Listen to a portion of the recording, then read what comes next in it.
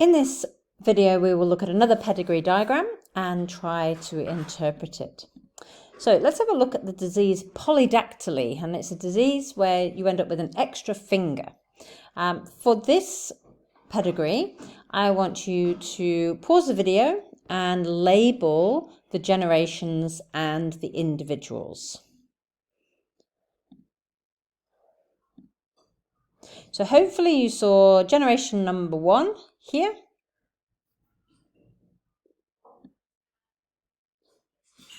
And generation number 2 here. And generation number 3 here. And then you count your individuals across from left to right. So that's individual 1 and then individual 2 and so on across each of the rows. Now let's tell this family's story. So start off at the top. We have 2 grandparents.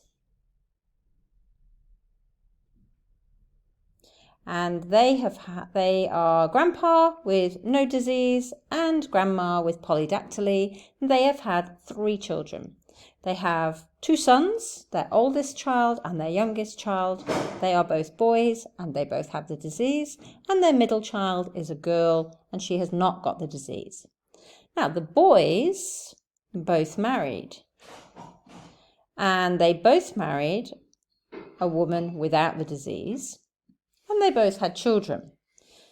The oldest son had 1 child, which was a girl, without the disease. And the youngest son had 3 children. The oldest was a girl, and then 2 boys, and all of them did have polydactyly.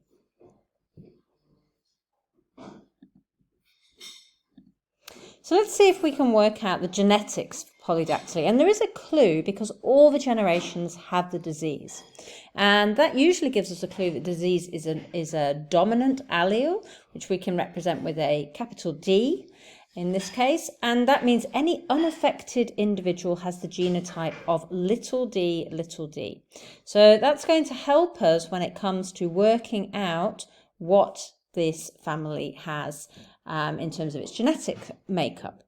Now, anyone who has the disease has to have a big D allele because it's dominant, but we don't necessarily know what their other allele is because the big D masks or dominates the second allele.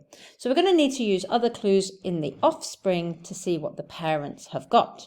And that's quite useful in this first cross between the grandparents. So if we check out these guys here, and we don't know about grandma. We know that she has big D, and we show that by putting a D.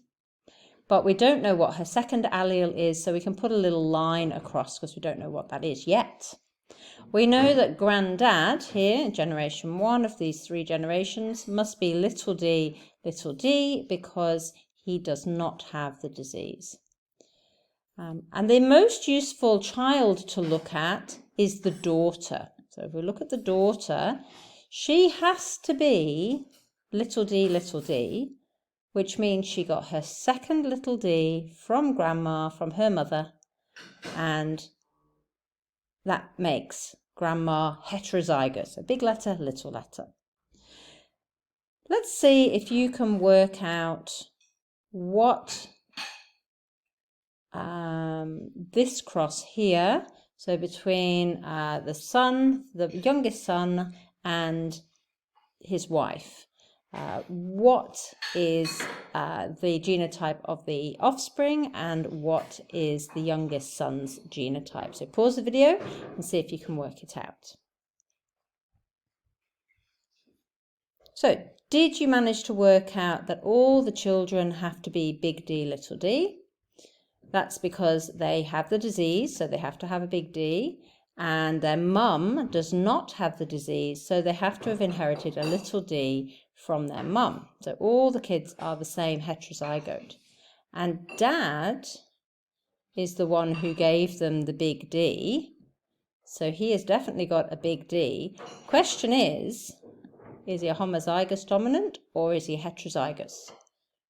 Check out his mum. His mum had 2 little d's. She must have given one to her 3rd son, so dad is also a heterozygote. That's how you use the generational information to help you work out, in this case, whether you've got a second allele that's a big letter or a little letter.